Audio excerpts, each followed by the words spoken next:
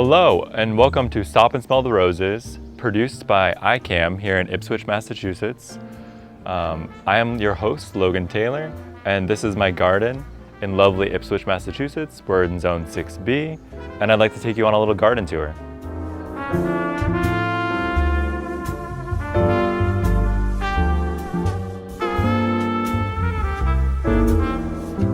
Hello, and welcome to my garden in Ipswich, Massachusetts. As I've said before, we moved here just about 2 years ago now. So almost everything you see is things that have been done in the last year and a half or so. So we have an English parterre style rose garden. You'll be able to watch it transform over the next few months to next few years if you stay along with us. And then I'll walk you through just some other plants that I love and I'm excited to see them grow and develop. So over here in the corner, we have a very pretty weeping cherry. They're the ones that they have a cascade of pink or white flowers on them. So that should come into bloom pretty soon, honestly, probably the next week to 2 weeks or so. And that's what these little buds are. So if you're gonna prune a weeping cherry, you don't ever wanna cut these little bad boys off, otherwise you'll miss out on the beautiful blooms. This one is pretty new, so it really doesn't need any pruning. But really, when you're pruning one, it depends on personal preference. Most people like the cascading waterfall effect.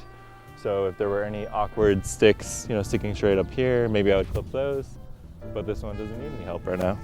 All right, so over here next to the house, as you can see, I have some rhododendrons that have struggled. This one was a new one last year. You know what? She was just a market basket find, maybe. This was not her place, but this is all dead. So I'm gonna have to cut pretty much back to the base because especially on a rhododendron, none of this is ever coming back. I hate to break it to you. So if your rhododendron looks like this, if the whole thing is crisped out, it's worth cutting it all the way back, fertilizing it with an appropriate fertilizer. Most of the ones that are rhododendron friendly will say on the front if they're not. If you have questions, you can always send me an email and I can answer it about them, but that is dead. So we'll be clipping that one back here in the near future. There are a lot of other good foundation plants that made it through the winter pretty well. So this rhododendron looks more healthy. Honestly, I'm forgetting what this is, but they look great too. I do have more roses back here as well that are in need of some pruning. And then we have our holly. Holly doesn't really need to be pruned unless you don't like how big it's getting. So it's really preference at that point. For me, I want this to be a little bit more circular, a little bit further away from the house. So I will definitely be pruning that one back in the near future. Rhododendrons. So this one is super healthy. You can see there's not really any dead anything on it. I would not prune this unless I didn't like the shape of it. But if I was planning on pruning it this year, I would wait until after it blooms. For us, in our climate, in our zone, usually a rhododendron is gonna bloom in May, probably closer to Memorial Day, sometimes a little bit earlier. But I would wait to clip these because if you clip them now, these little buds that you can see right here, they will not bloom. If you clip right here, obviously you're cutting the bud off. So just keep that in mind. And honestly, with the rhododendron, I like to keep them a little bit lower to the ground. There's no problem clearing all that out if you're trying to plant plants underneath it too, because you're trying to create more space.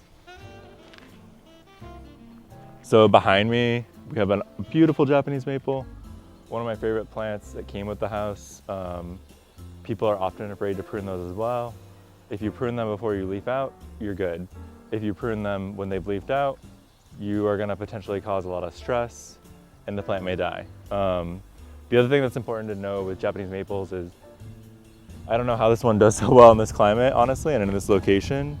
Usually they want more protection because they're pretty fragile and delicate when they're younger. So you don't usually want a windy, open, exposed environment like this one is in. But maybe because the house blocks some of the wind from behind us, it's been okay. But I can't really explain that phenomenon. But for pruning, the way that you create this amazing shape right here that this has is just by continually clipping. So you can see right here, there was a branch at one point that went this way. So So all someone did is they clipped. And then like these little ones, you just clip them off, because that eventually will turn into a big branch and it will ruin the kind of form that you're trying to create with this tree. And again, here's another big clip of a big branch.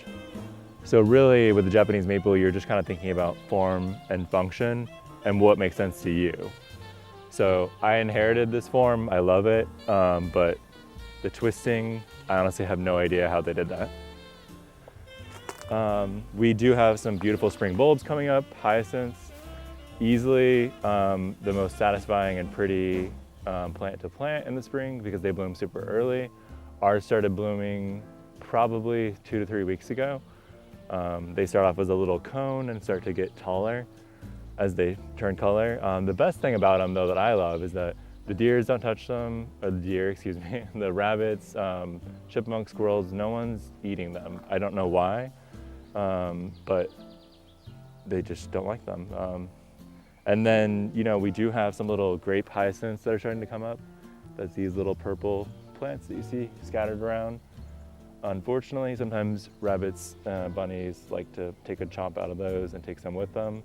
And we did plant a lot of crocuses that sadly, I think that's a crocus there actually, maybe not. But I think they took the whole plant with them, honestly. We planted about 60 of them and I don't see a single one in sight. So some of gardening just comes with learning your environment, knowing what will work in terms of water, sun, rodents or pests, or just the natural wildlife around you, and learning that you can't always have everything that you want in your garden, and sometimes it's just about adapting. And then over here next to the house, we have lavender. This lavender is not dead, so if you've never grown lavender, you don't need to trim it a ton, and actually this is the wrong time of year to trim it. You should be trimming it in the fall, slash, you know, on the cusp of winter, and that is when you should be trimming it down.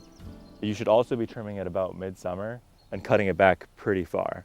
Right now, there is a little bit of dead that I could cut out and pull in here and some sticks, but other than that, it's pretty healthy. There's a lot of different types of lavender. So I really love English Super Bloom. That is not what this is, but I do have some of it down further in the garden that I'll show you. It depends on your climate and preference, and if you're going to use it for, you know, soaps or incenses, or if you just like the look and the smell in your garden. But lots of different choices there. This is a just waking up hydrangea. I want to say this is probably maybe like a macrophilia. And then all of this is dead, so you can hear it, you know, if I just snap it. That I'm all gonna trim off and prune. But it's important to know with hydrangeas which type of hydrangea you have. So this hydrangea is a hydrangea that you can prune all the way back down to the ground. Not all hydrangeas you can, so that's a fairly recent development with hydrangeas. If you have older hydrangeas, you know, much older, they usually only bloom on old wood. This hydrangea in particular blooms on old wood and new wood, so I could cut it back further if I wanted to. But it's really, at that point, a personal preference too. So hydrangea blooms, I like to leave them in the winter. It keeps a little bit of interest while you leave them. Now it's time for them to go. So if I was gonna trim this, I would probably take this down to here, and I'd probably cut this one all the way back to where you see the buds down here. So that's these two little green leaves that are peeping out. The rest of this is dead. Oh, see? It's important to check. That one's actually not dead. The way that you can check too if a stem is dead is to just try to pull it off like that. So that snapped, there's no green in there. That means it's dead. So if you're not sure where to cut back to, you could kind of use this method and figure out where you should cut back to. Or you can just gently, like I did, brush the buds and see if they're dead or just dormant and haven't turned quite green yet. It's a little early still to trim hydrangeas. So I would usually wait until like mid-May, even if this is bothering you. Try to let it not. If you absolutely must trim it, then use the method that I showed you. Over in the front of the house, We have some evergreen shrubs. Not sure what they are, honestly, as I didn't plant them. But I've just kept them in a circular form just by putting some shears to them. Super low maintenance if you want green all winter and all year round for that matter. Evergreens are your #1 best friend. Evergreens come in a format like this. They come in the beautiful rhododendron format that blooms in the spring. They come in tree form. It really just depends what kind of evergreen you want and what the purpose is. Is it privacy? Is it beauty? Both. So there's lots of options there. So we did install rain barrels last year. We love them. We use them all the time. It's just a great way to get free water into your garden. You will have to check town and state ordinances. I don't believe that there's any towns or cities that have outlawed rain barrels or rain collection, but there are some states that have outlawed rain collection. And just make sure you check before you install rain barrels because you don't want to get a citation for collecting water. But I believe in the entire state of Massachusetts that it is legal, but definitely check your local regs on that. So again, we have more hydrangeas, more lavender, more roses, boxwoods. And then in this garden over here, all the roses that you see are dormant are mostly pink, exception of one red rose I have. They're a mix of different varieties, brands. And then we have some tulips that unfortunately some rabbits got to. So I've been told a lot of kind of wives' tales on how to repel those. I'm not sure that any of them actually work, but if you wanted to try, cinnamon, anything that's spicy, you're supposed to sprinkle on them. I also know that some people put chicken wire on them, and then around now, take the chicken wire off because that will stop anything from getting in there and taking a bite out of your flowers. And then over here, we have a newer rose garden that I've created, and I've done a lavender border. So this is that super blue English lavender that I was telling you about. This is trimmed back a couple of times, keep in mind. So all of these plants look pretty small now, but they will be so lush and big in the probably, I would say, mid to early summer that they will be hanging about where my foot is, and I will need to cut them all the way back. And lavender you have to cut back. If you don't, what'll happen, I don't have any woody stems on here, except for maybe at the base of the plant where they're supposed to be. But basically the entire plant will turn woody, like this stem here, and they won't be as productive in terms of the flowers. And then they will also just become really hard to prune too. So they'll be stuck in that format. So that's why it's important to prune lavender unless you love the big woody shape and you're fine with that, then okay, leave it. But if you don't prune them and you don't love that they're hanging over your garden pathway, then you'll be stuck with that and have to pull out the whole entire plant, unfortunately. So something to keep in mind. We did freshly mulch this bed. So mulch is, there's a couple of different mulches you could buy. I mean, this mulch is just typical bark mulch. You can buy mulch with compost in it or manure for fertilization purposes. In another video, I would like to talk about soil and the importance of either doing soil testing or just kind of knowing soil well enough to know what you need to fertilize and what you don't need to fertilize. Oftentimes people who garden for the first time plant something and they're like, oh, I kill everything. I just can't keep anything alive. I just have a black thumb. That's totally a myth. That's just a lack of knowing, probably much about plants and about the environment that you're planting them into. So you have to think about, is it right for my zone, like we talked about at the beginning of the episode? And then you need to think about soil and watering schedules too. So all of those things play a key role in whether your plant is either going to thrive or just wilt and die. These lavender look dead, they're not. All lavender kind of turns a weird, like ghostly gray, sickly looking color. So if your lavender looks like this, you're not alone right now. It will come back, I promise. Other plants to kind of look at as far as pruning though, we talked about earlier pruning roses. So on these roses back here, you now could probably tell me where I would prune. You can see the dead black areas on this rose that I'm probably going to need cut back. What's interesting on this rose is that we have black and then we have green. So we might want to prune here And then I personally would probably wait to prune anything down to here unless you're just doing it to keep the size short. The reason being is this might come back. I mean, it feels pretty sturdy to me. I'm trying to bend it a little bit between my fingers like this. Whereas this, see how this color is more of a gray color?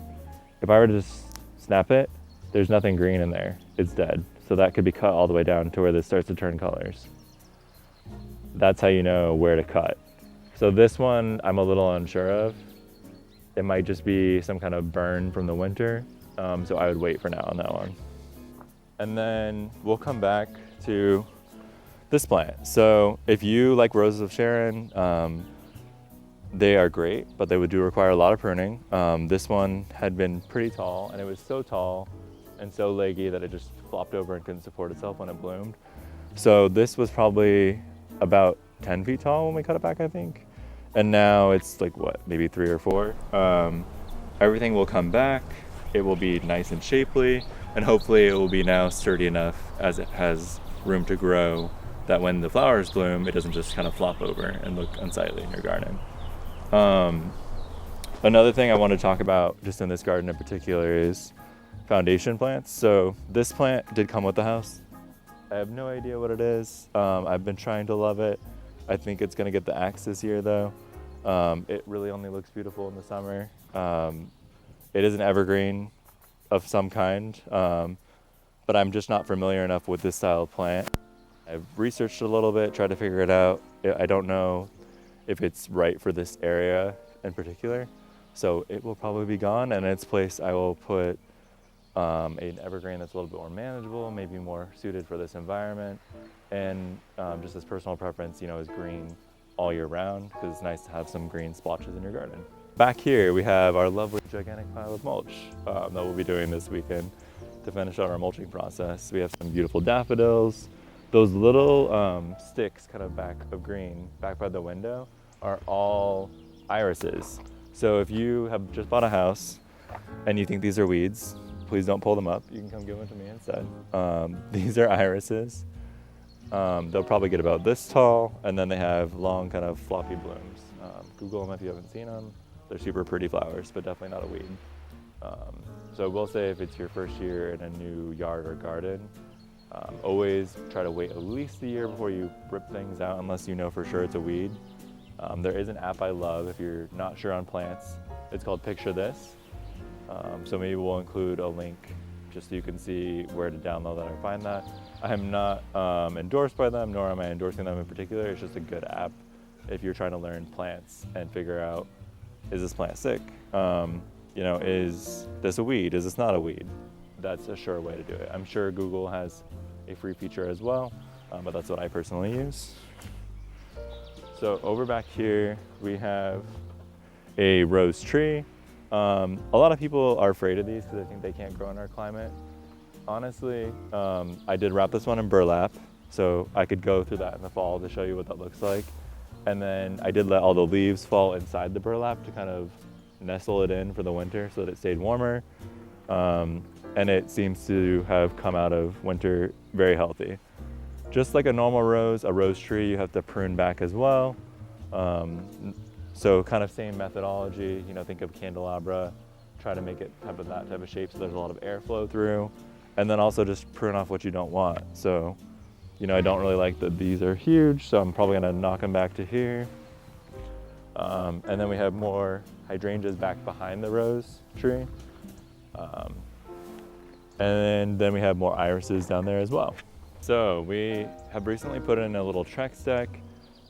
We wanted to spice up this garden, so we are going to remove some grass.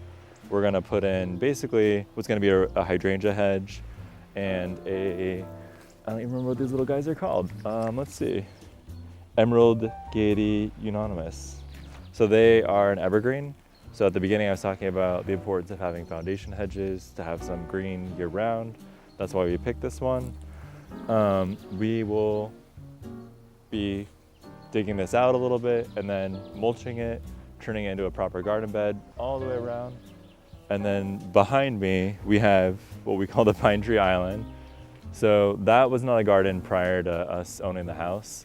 it was just kind of needles and leaves. We decided to clean it all out, edge it with bricks and mortar, and then put in a bunch of base shade plants. So plants that are in there, if we want to go over that way, would be hydrangeas, hollies, rhododendrons, azaleas.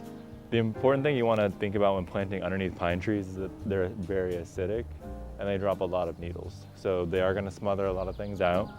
So if you look over here, you'll see tons of pine needles.